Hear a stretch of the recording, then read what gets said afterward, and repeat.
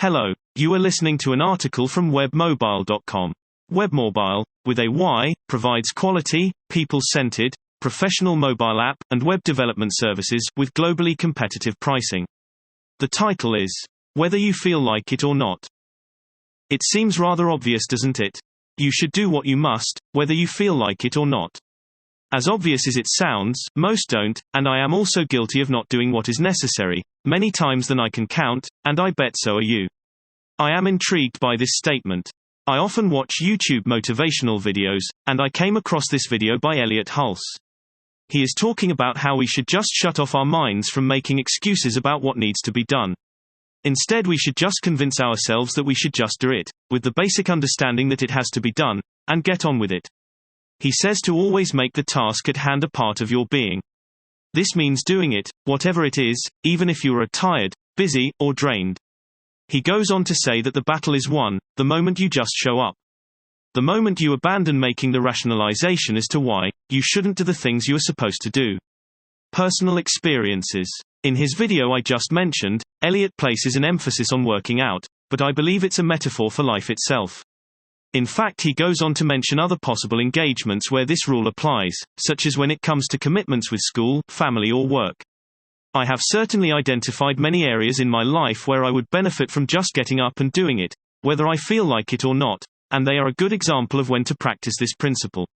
I often wake up early and go out for a run for an hour or so, before I start my day. This is a part of my day I enjoy. Rising early and feeling the fresh air as I run. There is something serene about the morning, around 5 to 6 a.m. that sets the tone for my day. Arguably, you can tell that I do enjoy this morning ritual, and I can confirm that the benefits of going out to run are awesome. Strangely enough though, I can carry out this routine every day for several weeks, but somewhere along the way my enthusiasm wanes. As I write this blog post, I haven't gone out to run in the mornings for a good while. I enjoy running in the morning thoroughly, but somehow I just slacked off. Today, I was wondering why I do this over and over, and I thought of what Elliott Hulse was saying in his video. The lazy voice within. Now that I think of it, I believe the default setting for being a human being is being lazy. I mean, think about it, doesn't it come naturally for us to want to just chill and take the easy way out? We would rather just eat and sleep, and binge-watch series, or soccer matches, or partake in any activity of leisure than do something more productive or beneficial. When the moment comes to actually do something productive or beneficial, that lazy inner voice shows up without fail. You can always do this later, Barnett. It says, there's always tomorrow, Barnett. It suggests, or maybe, it's too cold out, it's too hard, it rationalizes.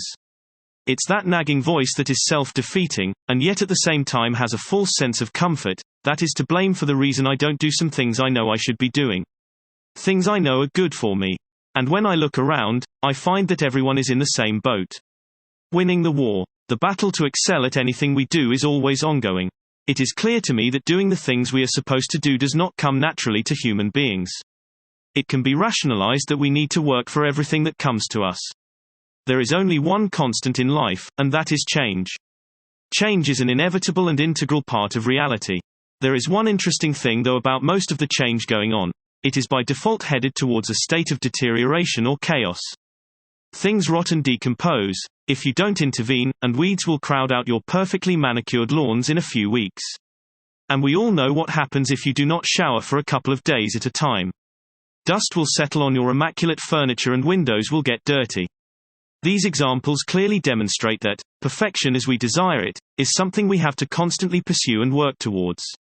If you look at how most changes manifest, it is clear that we have to fight our way to maintain order, or settle for that imposed by the ravages of time, in degrading our perfectly curated lives. We have to fight to get the things we desire, and the natural tendency within us is to slack off and feel like we shouldn't, when we should. Winning therefore is a matter of making choices not based on what is comfortable in the moment, but rather on what is necessary. We should strive to triumph against the strong desire to default on picking the easy way out. In order to win the war against that inner voice that stands in the way of progress, we should adopt the mantra, whether you feel like it or not, and then go out and do the things we know we are supposed to do. Want to know when a new blog post is published? Please subscribe. Thank you for listening to the article from webmobile.com. A subscription button is available at the end of each blog post. We would love it and also encourage you to leave your comment at the bottom of the page. Cheers. Hope you listen or read again soon.